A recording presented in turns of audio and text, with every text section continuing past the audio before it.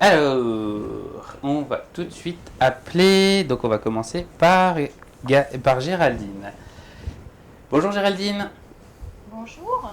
Alors, ah, tiens, on a la dernière formée qui vient d'arriver. Alors, Alors, est-ce que tu peux m'expliquer ce que vous avez mis en place justement pendant le confinement? C'est quoi cette formation et à quoi elle a servi? on a mis en place une formation qui s'appelait Rebondir après la crise. Ouais, Et l'objectif, en fait, c'était d'avoir une formation à la fois courte, quelque chose qui soit extrêmement léger, extrêmement facile à suivre en période de confinement, et en même temps avoir des informations pratico-pratiques par rapport à la crise. Donc, on a fait un état des aides disponibles. On a fait aussi un appui pour pouvoir permettre aux entreprises de voir où elles en étaient économiquement, de ne pas s'inquiéter outre mesure, et puis en même temps, pour certaines, de prendre les mesures quand c'était nécessaire. Et puis aussi, rebondir après la crise, c'était vraiment l'anticipation de la suite, parce qu'il ne fallait pas s'arrêter à la crise sanitaire. Il fallait justement se poser la question du après. Et pour le après, personne n'avait de boule de cristal, personne n'a encore de boule de cristal pour savoir à quelle vitesse et comment ça va se passer. Donc là-dessus, on avait vraiment un échange de bonnes pratiques pour pouvoir justement bien penser à la fois la gestion et à la fois l'aspect commercial de sa boîte pour pouvoir passer l'après-crise. mais un chef d'entreprise n'a pas besoin de formation sur ces sujets-là, il sait faire ça naturellement. Et bien sûr, c'est pour ça que je suis formatrice sur ces sujets-là et que je gagne ma vie à le faire. Parce que tout le monde sait faire ces choses-là. Évidemment, un chef d'entreprise, on dit c'est quelqu'un qui est un battant, qui doit prendre des risques, qui doit tout assumer. Ok, mais à un moment, la crise du Covid, c'était juste un tout petit peu inattendu. C'était juste un tout petit peu un branle-bas de combat pour certains. Il y a quand même des activités qui ont fermé entièrement. Donc tout le monde n'a pas pu passer en télétravail. Donc, je crois qu'il fallait aussi reposer les choses calmement. Ça, c'était vraiment aussi un enjeu. Pas s'énerver outre mesure parce qu'on ne pouvait plus travailler, mais plutôt regarder depuis le fond de sa boîte, depuis le fond de son entreprise, ce qu'on pouvait faire pour pouvoir effectivement avancer. Et pour toi, c'est nouveau la visio, faire tout en visioconférence ou c'est quelque chose d'habituel? Non, c'est quelque chose d'habituel en fait, mais ça a pris une dimension pour ce qu'on appelle le public, c'est-à-dire les stagiaires, les personnes qui sont formées, elles, avaient peu l'habitude. On avait vraiment ce besoin en formation d'être en présentiel, de voir les gens, d'échanger comme ça, de manière très rapprochée, alors qu'en réalité, la visio, ça peut effectivement permettre de faire des formations de qualité. On va voir ce qu'en pensent aussi les stagiaires qui ont suivi, hein, bien Oui, sûr. d'ailleurs, on les voit Mais d'ailleurs très assidus en voilà. train d'écouter. Mais en termes de qualité, du point de vue du formateur, de la formatrice que je suis, ça pose aucun problème.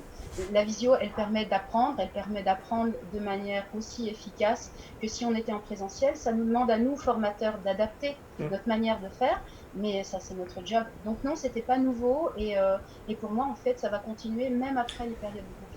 Et la question pour l'après, oui, ça va continuer aussi, c'est-à-dire que vous allez faire moins de présentiel, vous allez mixer les deux après, ou vous allez retomber justement sur le monde d'avant avec... bah oui, Alors, le monde d'avant et le monde d'après, ouais. non, ça c'est une autre formation, je crois. Oui, en fait, ça a changé les mentalités, la manière de recevoir du point de vue des clients. Hum, Ça a changé leur manière de concevoir ce qu'était une formation en visio. Ça a un petit peu fait péter le cadre hum. pour que les gens se disent ah mais tiens finalement c'est possible, ah mais tiens finalement c'est efficace. Et finalement peut-être aussi qu'avec cette visio, ces formats très courts, des fois des horaires décalés, peut-être que finalement ça peut aussi m'arranger. Donc moi en tant que professionnel, effectivement, ça change les habitudes parce qu'en face, j'ai des clients qui aujourd'hui acceptent de mixer plus la visio et le présentiel. Et vous allez peut-être voir en formation des gens qui ne voulaient pas venir parce que justement c'était trop contraignant, se déplacer, etc., Oui, c'est prendre déjà des le cas. demi-journées ou autres, et Ouais. là ça va être plus facile pour eux peut-être. Oui, oui, Pascal, c'est tout à fait le cas. Il y a des gens qui effectivement demandent notamment des horaires décalés. Hum. Alors, c'est des choses qu'on va faire avec la Chambre des métiers sur autre chose, bien sûr, hein, que rebondir après la crise. Hein, ça y est, Hum. la crise, elle est finie. Enfin, elle est finie. Le confinement est fini. Oui, parce que sinon, moi, Oh, attention, hein. non, mais ça veut Voilà. dire aussi, Théma, ça veut dire aussi qu'on Il aura faut des la rendre formations peut-être puissante. plus courtes, des modules plus opérationnels, plus coup de poing pour répondre à des problématiques ou à des interrogations Tu veux dire qui vont arriver. qu'avant. C'est-à-dire qu'on va revoir des programmes pédagogiques qui vont être un peu plus peut-être opérationnelles encore. Tu veux dire qu'avant les formations étaient longues et chiantes et puis maintenant qu'elles sont en Certaines. visio, elles vont Alors, être plus courtes. moi, je ne suis pas langue de bois, donc oui, il y a des formations très chiantes, oui, il y a des formateurs très chiants, et il y en a des très intéressés, très intéressants. On en a tous connu, même dans les profs, même dans l'éducation nationale. Donc, après, faire un cours en visio, c'est pas la même chose, mais c'est ce qu'on disait. C'est pas la même chose, on va le faire autrement. Moi, je vois des secteurs d'activité comme le bâtiment, où il y a eu plein de formations de faites sur des smartphones, dans des modules très petits, là, pendant le Covid, et ça a très très bien marché. Donc, on voit qu'on va pouvoir faire d'autres choses. Alors, sur le timing, on est déjà sur des formations qui étaient déjà courtes. Hein. Donc, au bout d'un moment, si on raccourcit trop, Oui, bien sûr. crains qu'on perde quand même Bien sûr, bien sûr. Non, Non, mais l'attention des gens que tu formes Ouais. en visio, est-ce qu'elle est plus courte ou au contraire Est-ce qu'ils sont vous plus dites ça attentifs en visio ou pas? En fait, la concentration dure moins longtemps. Ouais. Il est plus facile de relancer la concentration de quelqu'un quand on est en présentiel, et quand on est en visio, on est obligé de raccourcir le timing. Nous, on a travaillé sur des modules qui duraient 3 heures, 3 heures et demie, et des fois même sur d'autres C'est formations, long, 3h30 en visio. 2 heures. Ouais, c'est long. Oui, oui. Donc, oui, mais il faut aussi s'adapter pour que ça puisse tenir, parce qu'à un moment, il y a quand même un contenu à délivrer. Donc, si on veut que le truc se passe avant la période de Noël, ça, tu vois, j'en rebondir après la crise, qui pourrait se terminer avant Noël, ce serait pas mal, on est obligé aussi Ouais, bien sûr, bien sûr. Et du coup, la formation, comment elle a été revue, comment elle a été ressentie par les stagiaires? Ça, il faut leur demander. Eh ben, on va leur demander. Alors, est-ce qu'il y a des stagiaires? Est-ce qu'il y a des justement, Thomas stagiaires dans la salle? Levez la main. Ouais. Activez vos micros aussi, hein, sinon on va pas vous entendre. Hein. Alors, ils vont peut-être se présenter et nous dire ce qu'ils Oui. faisaient. Eh ben, on va commencer par l'informaticien. Philippe, à toi l'honneur. Honneur aux dames. Non, Philippe, vas-y. Vas-y, Philippe. Donc, ce que je faisais pendant la période de confinement ou Oui, alors, déjà. ton métier en fait, Oui. qu'est-ce que tu fais, ton activité? je suis prestataire dépanneur de produits informatiques, réseau, etc. Et forcément, du jour au lendemain, c'est franchement calmé parce que les gens étaient très attentistes. Après, j'ai pu maintenir une certaine activité puisque je faisais partie des activités encore autorisées dès le départ. Mais c'était franchement ridicule. J'ai effectivement trouvé des opportunités concernant les formations et ça m'a permis effectivement de m'accrocher à certaines choses et effectivement ces formations m'ont fait un bien fou. Hein. Donc, je remercie d'ailleurs Géraldine de la qualité de son cours parce qu'effectivement ça m'a permis de revoir pas mal de choses, notamment sur la stratégie d'entreprise et des choses pratico-pratiques. C'était surtout ça l'intérêt, c'était applicable quasiment tout de suite. Ouais, mais toi, comme Géraldine, du part de ton activité, on aurait pu plutôt imaginer que ça soit un boom, que tout le monde vienne vers toi à l'arrache. Ah, comment on fait? Alors j'ai eu deux demandes effectivement là, au début j'avais des mairies qui me demandaient de mettre en place en 2-2 un système de bureau à distance. Ça effectivement c'était les demandes d'urgence. Après ça s'est vite calmé. Hein. Une fois que tout le monde travaille à distance. Oui, ça a été les 2 premières semaines, j'imagine, puis après ça s'est effondré. Ouais. T'as pas vendu des abonnements de maintenance? C'était le moment. Ils n'étaient pas prêts à payer. Non, mais par contre, pour le après, parce que j'anticipe peut-être sur ce qui était dans le cours, mais j'imagine que le après, les entreprises ou les professionnels vont se poser des questions se disant on va peut-être s'organiser pour le prochain coup. Non? Ou pas? Tu le vois déjà, ça, ou pas du tout? Effectivement, j'ai des entreprises qui me demandent de plus en plus de mettre du système de télétravail en permanent. C'est un système qu'on appelle du VPN, tout simplement. Donc j'ai une question d'un internaute qui demande, est-ce que le télétravail, bon c'est une question très informatique, hein, mais est-ce que le télétravail n'a pas levé des barrières par rapport à la sécurité, où avant justement les données restaient à l'entreprise, etc. Et puis maintenant, on s'en fout un peu du moment que ça marche. C'est une porte ouverte vers l'extérieur. Ouais. Donc dès qu'on ouvre, forcément, il y a une perte de sécurité. Après, le tout c'est de savoir ce qu'on laisse passer, ce qu'on laisse pas passer. Oui, mais l'idée aussi, c'est de s'organiser, peut-être pas comme l'informatique de grand-papa, mais de voir vers l'avenir et mettre un peu ça dans des systèmes virtuels ou dans des clouds ou autres pour justement pouvoir travailler n'importe où. C'était quand même ça le sens de l'histoire, non? Effectivement, les solutions cloud qui existent aujourd'hui sont extrêmement pratiques. On a le cas devant nous puisque Zoom, c'est une solution cloud. C'est ce qu'on utilise en ce moment pour communiquer ensemble. Bah oui. Oui, c'est l'avenir. Il y a aussi effectivement généralisation des VPN, ça c'est quasiment sûr. Donc, Et, toutes ces et solutions-là, pour les entreprises, toi, tes clients, certains ne télétravaillaient pas, j'imagine, et s'y sont mis. Donc ça va donner de nouvelles opportunités pour après, pour toi. j'avais beaucoup de clients qui le faisaient déjà. Ouais. J'avais déjà beaucoup de clients qui avaient déjà des solutions VPN. Donc, D'accord. tous ceux-là, j'ai pas besoin de m'en occuper. Hum. C'était ceux, effectivement, qui ne l'avaient pas, principalement les mairies. Hein.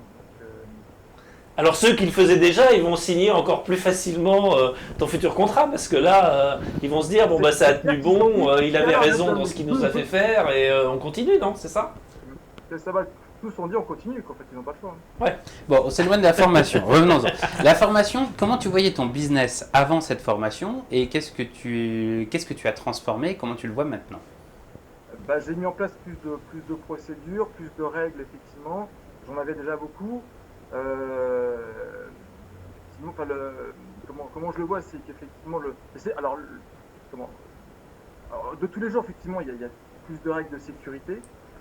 Sinon, effectivement, c'est comment dire, l'activité. De toute façon, mon activité va faire que je vais continuer à travailler beaucoup. Moi, ce qui m'inquiète surtout, c'est plus tard, c'est surtout l'impact sur l'économie et forcément des rebonds sur les investissements qu'ils vont avoir, principalement, des gros investissements, et surtout les impayés qu'on risque d'avoir dans les prochains mois. Mhm. C'est ça qui m'inquiète aujourd'hui. Ah, du coup, elle t'a aidé à mettre en place des procédures pour anticiper les problèmes de recouvrement? Je crois qu'on avait abordé effectivement le sujet, je sais plus Géraldine. Je vais déjà aborder le truc, mais il me semble qu'effectivement on l'avait abordé. Et est-ce que dans ta manière de commercialiser, tu as changé des choses? Je mets de plus en plus des contrats de location, ce qui fait que je suis couvert par le bailleur. Donc ça, c'est un gros avantage parce que lui, effectivement, il s'assure de payer. Ça, c'est la première chose. Ensuite, c'est beaucoup aussi des contrats, des abonnements. Donc l'abonnement, par contre, sur une poule. Et puis, c'est beaucoup de sécurité, puis des étapes.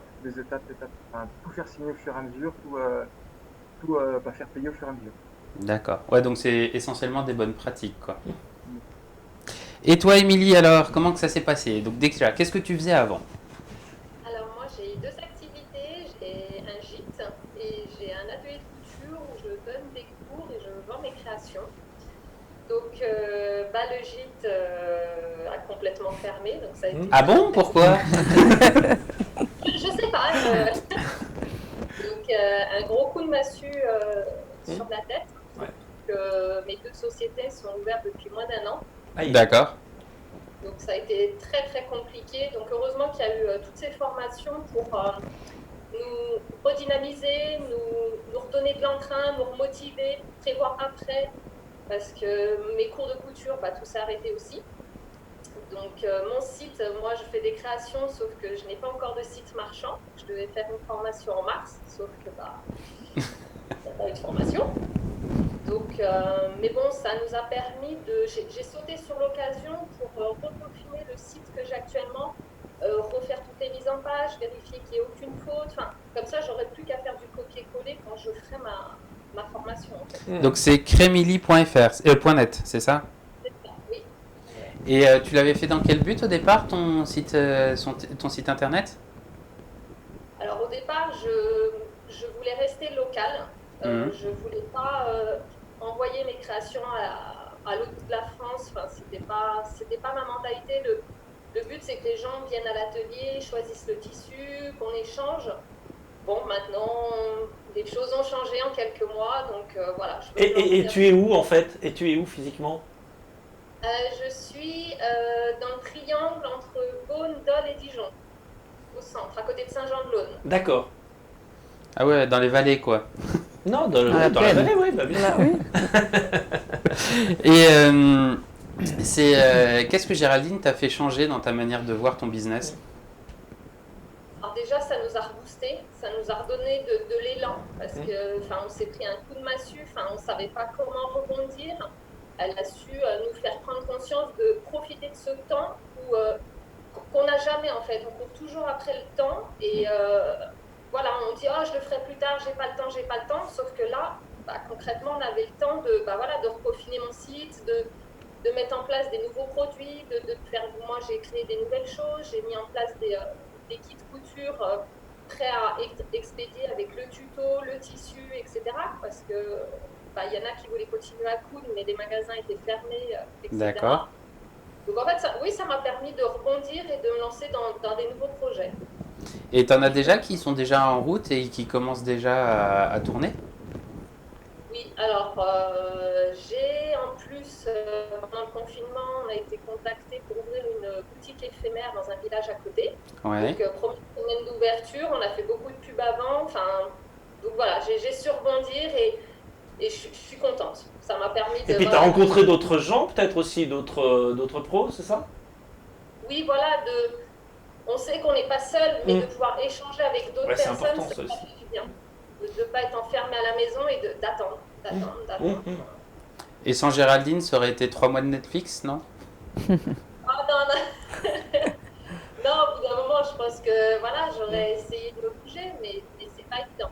C'est quand on est seul, que l'entreprise est toute jeune, que on ne sait pas quand est-ce que ça va s'arrêter. C'est ça le plus compliqué, c'est de ne pas savoir quand ça va reprendre. Je pense que c'est ça le plus dur psychologiquement, de se dire quand est-ce qu'on va pouvoir reprendre les choses normalement. Et toi, Elodie, alors, avant ce confinement, etc., tu faisais quoi? Alors moi, donc j'ai une entreprise en fait de quasiment presque 7 ans, ça va faire 7 ans au mois d'août. J'ai 3 salariés et moi j'installe et je vends des cheminées et des poêles. D'accord. Ah, d'accord. Ah oui, donc confinement et en plus réchauffement, c'est bien. Donc en fait, nous quand ça s'est arrêté, alors nous on a fermé le 18 mars. Quand ça s'est arrêté, nous on était en pleine fin de saison, parce que les Français pensent au chauffage quand ils ont froid. Donc, ils travaillent bien. Oui. Quand c'est le plus cher. Dès que c'est le plus cher, ils y pensent, mais sinon... Voilà. Donc du coup, moi quand on a arrêté, j'avais un planning déjà plein de pratiquement 3 mois d'avance. Ah ouais. Donc là, quand on a repris, j'ai du travail, mais ça va être plutôt à septembre-octobre, peut-être que ça va être plus compliqué, puisque moi, entre le temps où on va faire les rendez-vous chez les clients, qui se décident ou qu'ils aient validé en fait leur projet, s'ils passent par une banque, s'ils passent par les aides de l'État, ça met entre 2 et 3 mois entre le moment où je fais le Entre la première visite et la commande, en fait. Voilà. Et on va faire les travaux, voilà, c'est ça. Donc, et moi, je peux pas fidéliser des clients. Une fois que je leur ai installé un poêle ou une cheminée à 4 ou 5 000 euros, je recommence pas l'année suivante. Faut mettre des fenêtres après. Je suis en permanence, moi, en train de renouveler à chaque fois ma clientèle. Je fais bien leur entretien l'été et les ramenages, mais je fais ça plus pour un service, c'est pas là-dessus que je gagne de l'argent. Oui, et puis toi, de ton activité, tu devais essentiellement travailler avec des salons aussi, non? Alors, non, on n'en fait pas tant que ça parce que ça coûte quand même beaucoup d'argent. Les mètres carrés sont pas donnés. Non. Ça mobilise le personnel pour emmener les poêles, les installer sur le stand, les désinstaller. Et bon, moi ici, je suis à Montbard, je suis dans le Nord-Côte d'Or, donc on n'a pas forcément beaucoup de foires. Et par contre, moi j'ai un magasin de 100 mètres carrés, donc les gens viennent au magasin. Et du coup, alors, qu'est-ce que Géraldine t'a apporté pendant cette formation?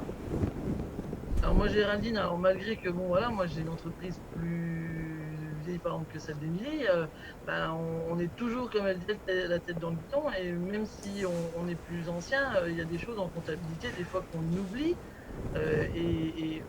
qu'on oublie ou on dit tant pis, je le fais pas, je passe parce que il y a... Oui, on va au plus pressé, quoi. On va au plus pressé, on dit ça c'est pas très grave. Voilà, c'est ça. C'est pas obligatoire. Donc, nous on a abordé beaucoup le plan de trésorerie que moi j'avais complètement laissé tomber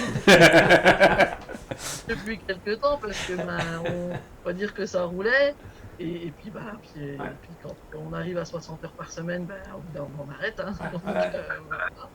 Et c'est vrai que du coup ça m'a remis un petit peu les idées entre guillemets en place, de dire que oui, il faut toujours penser à pas que demain mais que après-demain et après-demain, et que du coup si on fait pas attention à après-demain, on va se réveiller un jour où il va y avoir des gros problèmes. Oui, surtout si tu as des délais de 2 à 3 mois. Oui. Et surtout, en plus, moi, il y a beaucoup de clients qui ont des aides de l'État, puisque voilà, je suis dans un chauffage et énergie renouvelable, comme on dit. Et donc, le temps que toutes ces petites affaires-là se fassent, que les dossiers se montent, que les commissions acceptent ou pas que les gens aient les aides, Ouais. voilà, ça décale. Et puis, moi, au début du confinement, c'est vrai que j'étais autorisé, moi, à travailler, puisque je fais partie d'entreprise du BTP, donc j'aurais pu continuer même en fermant le magasin. Mhm. Mais moi, j'ai donné mes masques FFP2 à un ami infirmier à domicile, donc après, j'avais plus de moyens de protection de mes ouvriers. Donc voilà. Bah, fallait former l'infirmier. Ouais. Bon, après, on nous a demandé, hein, donc on en a participé, mais on pensait que l'histoire allait durer que 15 jours, hein, pas autant de temps que ça. Et du coup, alors, pour rebondir, qu'est-ce que tu as mis en place? Alors donc, surtout ce que Géraldine m'a aidé aussi à faire, c'est me persuader qu'il fallait pas que je m'arrête à juste des refus simples, par exemple au niveau du PEG, donc du prêt garanti par l'État, du PGE, pardon, parce que en fait j'ai eu un refus de ma banque. Ouais. Parce que nous, moi je suis artisan, hein, donc les artisans, nous, c'est à flux tendu les comptes, hein, on n'a pas d'argent. Donc j'ai demandé le prêt, ça a été tout de suite catégorique non. En 30 secondes, il m'a répondu. Et donc c'est vrai que quand on a fait la formation, forcément, quand Géraldine nous a parlé des aides, je dis moi, on m'a dit non. Et donc Géraldine m'a dit, faut pas hésiter, il faut saisir le médiateur de la Banque de France. Ce que j'ai fait, c'était des gens vraiment très bien. Ils ont contacté, donc ils ont étudié mes bilans et tout, je leur ai tout envoyé, et ils ont contacté ma banque, ils leur ont dit que mon entreprise était viable et que je pourrais rembourser ce que je demandais, parce que je demandais même pas la totalité, et ma banque m'a refusé quand même. Génial. Voilà. Sympa. Youpi. Donc toutes les publicités malheureusement qu'on voit à la télé, hein, et qu'on ne vous laissera pas tomber, les artisans, voilà. Voilà, oui, c'est toujours comme ça. Ouais. Mais du coup, t'es passé avec le second volet de l'aide, non? Alors j'ai eu quand même pendant 2 mois, donc au mois de mars et au mois d'avril, les 1500 €. Oui. Et j'ai demandé le volet numéro 2 donc par l'aide de la région. Hein, voilà, donc j'ai eu 3500 €, moi, parce que ça c'est par rapport au chiffre d'affaires. Mais ça, c'est des aides qu'on nous dit, au moins les 2 fois 1500 €, c'est des aides pour aider les gérants d'entreprise. Donc quand on a une entreprise individuelle, ça tombe sur votre compte bancaire perso. Moi, j'ai une entreprise, je suis en SARL. Donc moi, les aides, c'était dans le compte de mon entreprise. Moi, perso, j'ai rien eu, quoi. D'accord. Le compte de l'entreprise est en négatif, donc du coup, je peux pas récupérer des sous sur un compte qui est négatif. Ouais, non, oui, ça c'était le gros problème effectivement. Ouais. Parce que toi, tu dois avoir tes fonds propres négatifs, non? Non, pas du tout, mais comme quand on a fait la demande d'aide sur les 1500 €, bon, ok, on passe par nom de compte sur les impôts personnels, mais c'est bien spécifié comme quoi il faut que ça soit le RIB de l'entreprise. Oui, c'est ça. Moi, mes comptes sont différents parce que moi, c'est une SARL. Je ne pas, par exemple, je pense comme Émilie, qui, elle, a son compte entreprise, c'est son compte perso, elle est en entreprise individuelle. Donc, entre guillemets, elle a pu se servir et récupérer dedans. Moi, je peux pas. Et du coup, Géraldine, elle t'a donné des clés pour pouvoir rebondir par rapport à ces problèmes?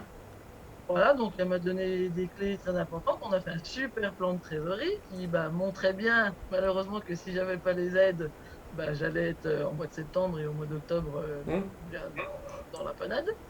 Et en fin de compte, moi, comme là, j'ai repris mon activité fortement. Alors, Géraldine, je t'avoue, je le mets pas tous les jours à jour, le plan de trésorerie. mais je le fais une fois par semaine. Bon. Donc, On sent la soumission, je sais pas pourquoi. ce qui permet quand même de m'avoir prouvé que là, du coup, on a fait un bon mois de mai, on va faire un super mois de juin, et que normalement, ça devrait passer. Et donc, du coup, je suis presque contente parce que je vais pas m'endetter plus, parce que j'aurais pas eu le prêt. D'accord. Bon, du coup. C'est bien. Mais, mais sans le tableau de trésorerie, avant que sa formation, d'ailleurs, je pense que j'ai... Oui, ça t'a donné une meilleure lisibilité que tu n'avais pas, parce que tu n'avais pas le temps de faire. Tu t'es dit, oh, ça, c'est pas. C'est encore un comptable qui va me faire des trucs, ça sert à rien. Et puis là, tu t'es rendu compte des choses. Moi, ce que j'entends dans tous vos témoignages aussi, c'est que là, vous avez rebondi, et puis vous avez pu prendre un tout petit peu de recul ou faire des choses, soit refaire des piqûres de rappel sur des choses que vous ne faisiez plus, ou alors reprendre un peu de recul par rapport à l'activité et vous dire comment je peux améliorer, etc. Ce qu'on n'a jamais le temps de faire, en fait. C'est ça. Et puis surtout, en fin de compte, tout le travail qu'on fait, avec cette formation qu'on a fait, on le met à plat, hein, parce qu'on met quand même à plat dans le tableau de trésorerie, puisqu'on reprend les années d'avant pour lisser pour le futur. On adapte forcément à chaque mois ce qui est fait, mais on se rend compte que tous les efforts qu'on fait, et comme Émilie a dit, en plus, ça nous a remis un coup de boost, et voilà, on a même un petit peu interagi entre chaque artisan. On se rend compte que de toute façon, on est tous un peu pareils, qu'on va y arriver, quoi. Bah oui, c'est bien. Et alors, Géraldine, t'en penses quoi alors de tes stagiaires? Que s'ils mettent pas leur tableau de trésorerie à jour, C'est pas bien. À croire que t'es sponsorisé par la Direct, Géraldine. voilà, exactement. Donc je vais débouler dans vos entreprises et puis on va regarder ça de plus près. Ça va pas du tout. Non, qu'est-ce que j'en pense? J'en pense qu'ils ont bien pris du recul et que c'est indispensable. De toute façon, d'une manière générale, plus vous êtes en zone de risque, plus vous êtes en zone de crise et de crispation, plus il faut rester calme et plus il faut commencer à regarder les choses à plat. Donc plus il faut faire de papier. Youpi. Ouais, et là, l'avantage du chiffre, c'est que, en fait, votre chiffre, il est objectif, votre chiffre, il est calme, il est mathématique et il dit les choses comme elles sont. Donc, plutôt que de se faire des fantasmes sur le « j'ai peur, ça va passer, ça va pas passer », la politique de l'autruche, on sait bien, ça n'aide jamais personne. Et là, ce que je trouve intéressant, c'est que tout le monde, à des degrés divers et sur des étapes aussi diverses de sa boîte, a vraiment pris le truc, le taureau par les cornes, et à regarder les choses en face. Et après, on tire des plans sur la comète et après, on rebondit. Et ça, c'est quand même vachement efficace. Et la formation, c'était un petit groupe de combien? Même si elle était à distance. On devait être, je dirais, en moyenne 5. Ah oui, oui, c'est ça, parce qu'il ne faut pas être trop nombreux, parce que c'est à chaque fois les cas personnels que vous prenez et que vous décortiquez, en fait. Ouais, c'est ça. Et puis si on veut faire du sur-mesure, ce qui est aussi de toute façon le plus efficace, c'est évident qu'à 15 personnes, ah bah oui, c'est pas possible. Mais même en présentiel, je veux dire, oui, bien sûr. Le support vidéo change rien finalement à ça. Il y a un internaute qui me rappelle que on n'a pas dit comment on faisait pour participer à tes formations. Eh ben, on appelle la Chambre des métiers et on appelle Corinne Comino. Je pense que vous pourriez faire diffuser son numéro de téléphone en fond d'écran. Et puis, on regarde le catalogue qui doit être en ligne aussi. Oui, il y a aussi un site, il y a tout ça, non? Voilà. Donc sur le site de la Chambre des métiers et de l'artisanat. Oui. On se renseigne. C'est franchement, l'information est très accessible. Donc, on y va, on regarde et puis on choisit, quoi. Et vous avez eu beaucoup de sollicitations? Il a fallu aller chercher les premiers parce qu'ils étaient complètement anesthésiés sur la première, deuxième semaine. Vous avez mis ça en place rapidement? Comment ça s'est passé?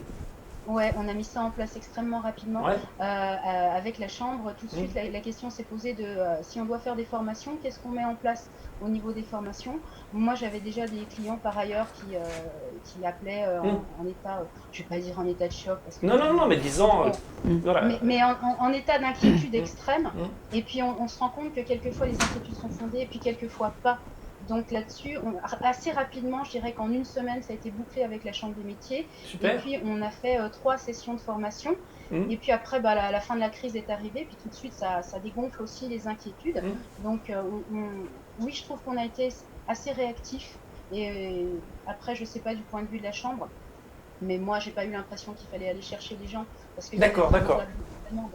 Oui, parce qu'on a eu plein d'exemples au fur et à mesure de la quotidienne, et c'est à chaque fois, c'est super intéressant parce que c'est des exemples très, très variés partout sur le territoire, et à chaque fois, ils en tiraient quelque chose et ils continuaient, quoi. Ils tombaient pas dans le pessimisme et dans le... voilà, donc c'est très intéressant. Et bravo pour cette réactivité parce que c'était pas évident, quoi. Parce que vous aussi, vous étiez touchés par le truc comme nous tous, et puis dire on y va, on se remonte les manches et on y va, c'est bien. Et ton suivi, il est sur combien de temps et ça coûte combien? Attends, tu peux répéter, j'ai pas entendu. Ton suivi, il est sur combien de temps et combien ça coûte? Mon suivi, Oui, avec la formation. c'est ça? Ah, mais il n'y a pas de suivi avec la formation. D'accord.